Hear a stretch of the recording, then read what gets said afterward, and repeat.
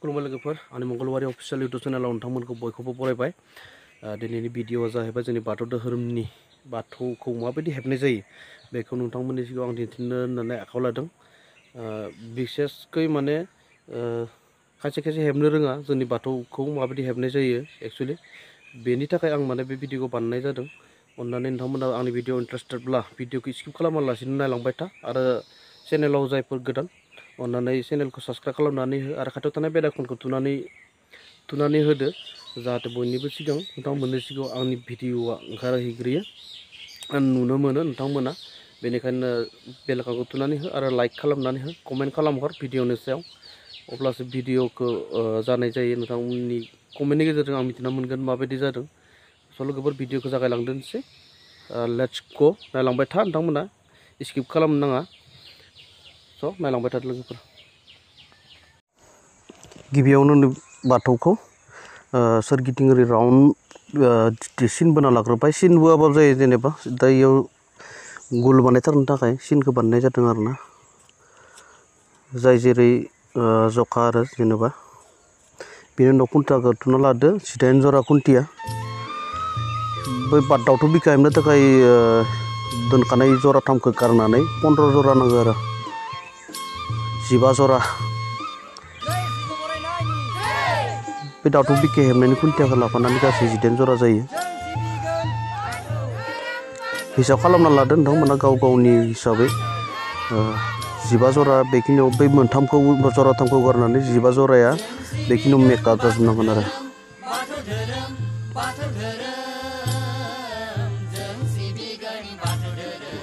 बेबायदि सब गासैखौबो माने बिदिनो जखा मेजारमेन्टखौ बानायजोबखांनायनि उनाव खुन्थियाखौ थुना लादो। खुन्थियाखौ थुनाय जाबाय लोगोफोर। बेबायदिनो गासैबो खुन्थियाखौ थुखांनायनि उनाव जों गिबि खामि हेबगोन बेलथायनानै माने बिखुं गोथां बिखुङा औवानि बिखुङा नुजाग्रोनांगौ आरो फार्स्ट स्टेपाव बाहेरनिफ्राय नायोब्ला बिखुंखौ नुनाय जानांगोन।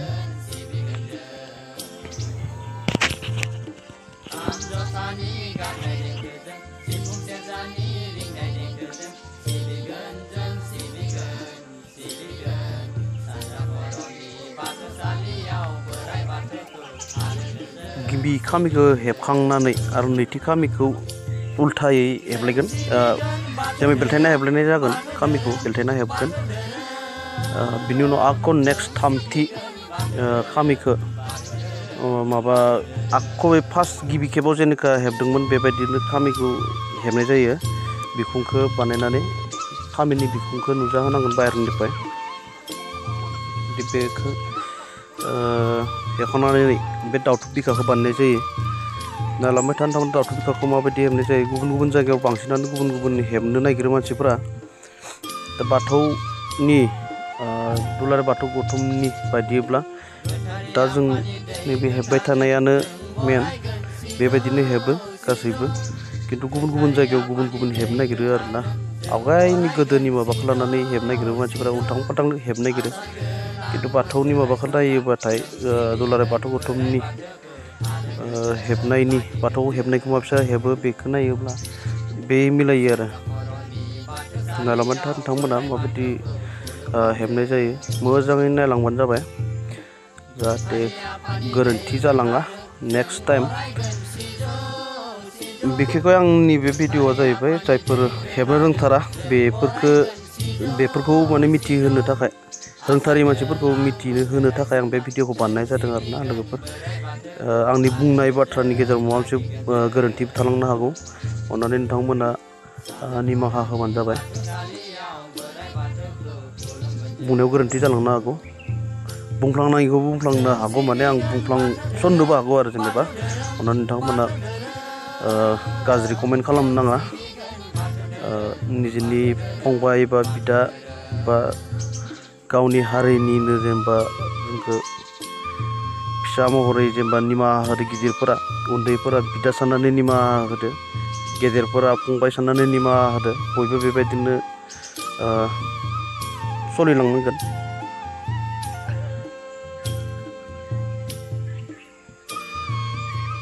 हेड कमेन्टखौ दा बाहाय आरो नोंथांमोना थामथि खामिखौबो हेबनाय जाबाय बेखौ हेबखांनायनि उनाव दा दावथु बिखाखौ हेबनाय जागोन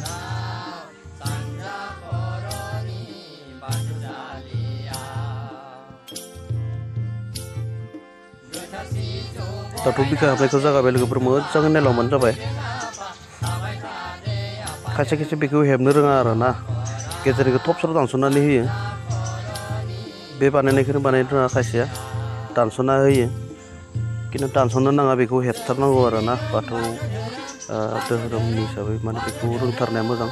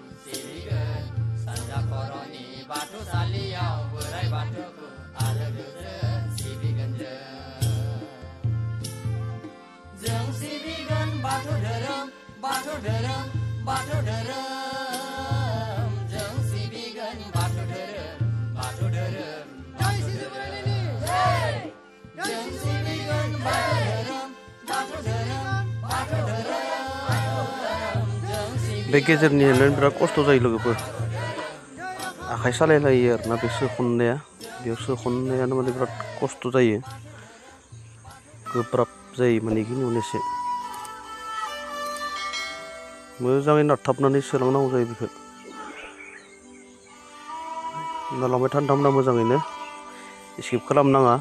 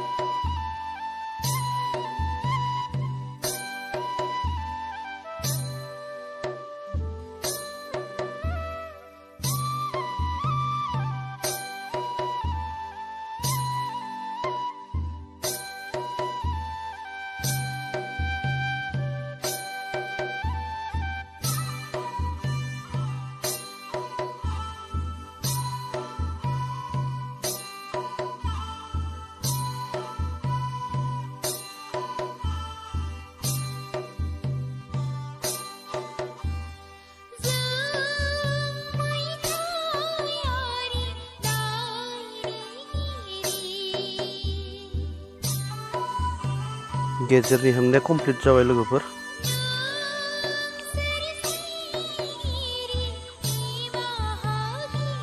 बिराद खस्थ'नि गेजेरजों सोबाय आरोना बेखौ खामखौ दावथु बिखानि महरखौ खस्थ'नि गेजेरजों दिहुननाय जाबाय बेखौ हेबखांनायनि उनाव दा गोजौनि ब्रैथि बान्दो एबा खामिखौ माबायदि हेबलाङो नोंथांमोना नायलांबानो जाबाय।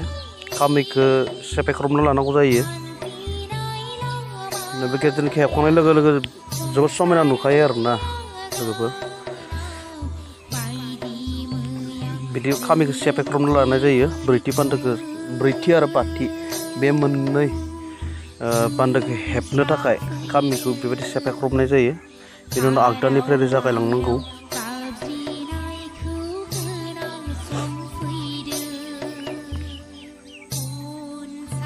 बेबायदि हेबलांनाय जायो लोगोफोर। मोजाङै टाइट खालामलांनांगौ आरोना हेबनाया। लुज जायोबा माने खायलें खुइलें लेथ्रा नुनाय जायो।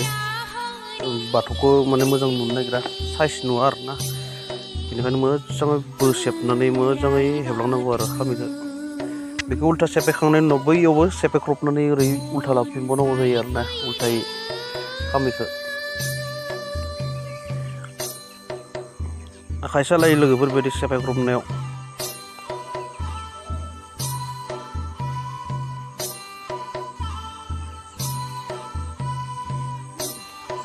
आखाइ सानानै सेगारलायदों आङो।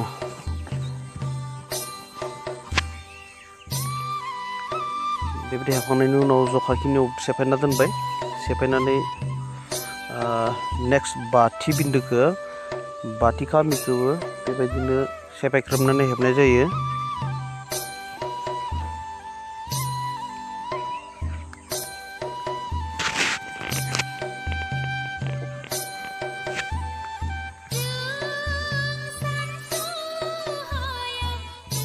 सेम आरोना ब्रैथिया जेनिखा हेबदोंमोन बे बाथियाबो बेनो आरो। बे गासैबो खामिखौ हेबखांनायनि उनाव सेरखाथि हेबनाय जायो। बे सेरखाथि हेबनाया माने मा होनदों गोरा खालामनायनि थाखाय सेरखाथिखौ हेबनाय जायो। बे सेरखाथि हेबनायनिबो जाहोन दं आरोना आं मोजाङै मिथिजोबला। लेखा नायैयाबो गोबावसै। बे लेखाखौ बाथौ धोरोमनि बाथौ थान्दै लेखाखौ नायोब्ला मिथिजोबो नोंथांमोना। बे 19 जरानि जिथुनिखि बाथौ हेबनाय 19 जरा खुन्थिया बाहायनाय जायो।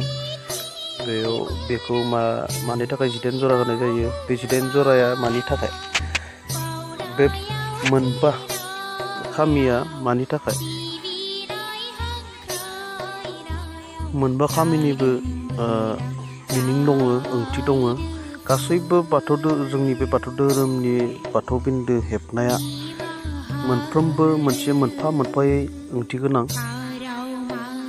सिजौ सिरियाबो जेरै ओंथि दं बेबायदिनो बाथौ बिन्दोआबो बेबायदिनो ओंथि दङ।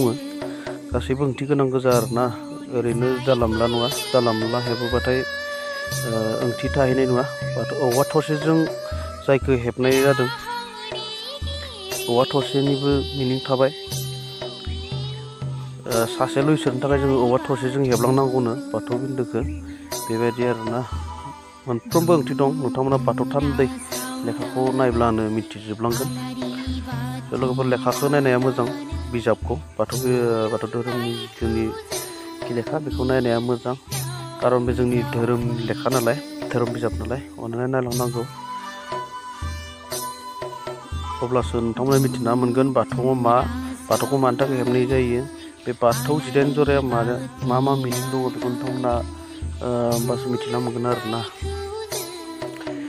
गासैखौबो हेबखांनायनि उनाव नै जोंना खामि गोलाव गोलाव अभार साइज जालांना थानाय खामिखौ हास'ना जखा ग्रोब ग्रोब खालामनांगौ आरोना। बेनि उनाव नैबाव फेरेंगा लानजाय दाननाय जायो। फेरेंगा लानजाय माबेसे दानो नोंथांमोना होनलांबानो जाबाय। बे फेरेंगा लानजाय दाननायनिबो मिनिं दङ।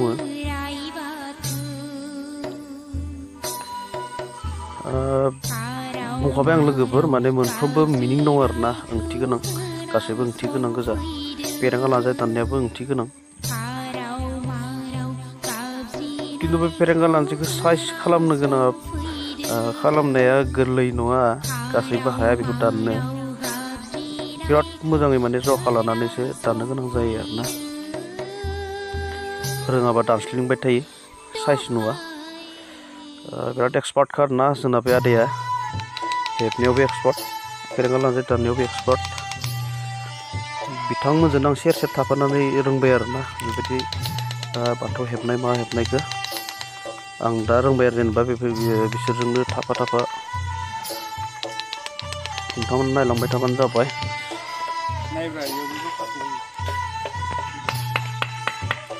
बेबायदि सोरगिदिं दानजोबनांगौ आरोना 18 जरा जेसेबां 18 जरायाव 15 जरा खुन्थियाखौ बेबायदि दाननाय जायो बेरेंगा लानजायखौ 18 जराखौ दानजोबनाय जाया 18 जरानि गेजेराव जराथामा जाहैबाय बै दावथु बिखा हेबखानाय जाबाय नालाय 15 जराखिनिखौ हेबनाय जायो आरो दाननाय जायो सरि भिडिअनि मेन टपिकआ बेखिनियानोमोन लोगोफोर जायफोर चेनेलाव गोदान अननानै चेनेलखौ साबस्क्राइब खालामनानै होदो नोंथांमोना नायनाल'सो थाङो स्किप खालामै साबस्क्राइबबो खालामलाङा अननानै साबस्क्राइब खालामनानै हो शेयार खालामनानै हो जाहाथे नोंथांमोननि अननायनि गेजेरजोंनो चेनेला ग्र' जायो बाथौआ दा आबुङै कमप्लिट जालांबाय आरोना लोगोफोर कमप्लिट जाबाय बाथौ हेबनाया केमेरा हमग्रा गैयैयाव माने आं मोजाङै माने दिन्थिलांबाय थानो हायासै आं निजेबो हेबलांबाय थादोंमोन नालाय बाउन्डारिबो जाखाजोब्बाय कमप्लिट जाबाय आं गावनो हेबनाय जाहैबाय नालाय माने केमेरा लानो मानसि गैयैयाव माने मोजाङै दिन्थिनाय जायासै आरोना मोजां दिन्थिनाय जायासै खिन्थु जाखिनि दिन्थिबाय जथेस्थ' दिन्थिनाय बायदि आं मोनदों गावखौनो अननानै नोंथांमोनाल' सापर्ट खालामबानो जाबाय सोरगिदिं बाथौनि बाउन्डारि बाथौनि सोरगिदिं जि बेरा हेबो आरोना बे बेरा हेबनायखौ बेबायदिनो सेरखाथि हेबनानै बेरेंगा लानजाय दानना होनांगौ समायना नुयो दिनैनि भिडिअ बेखिनियानोमोन आरोना लोगोफोर दा बाथौआ कमप्लिट जाबाय भिडिअआबो जोबनायनि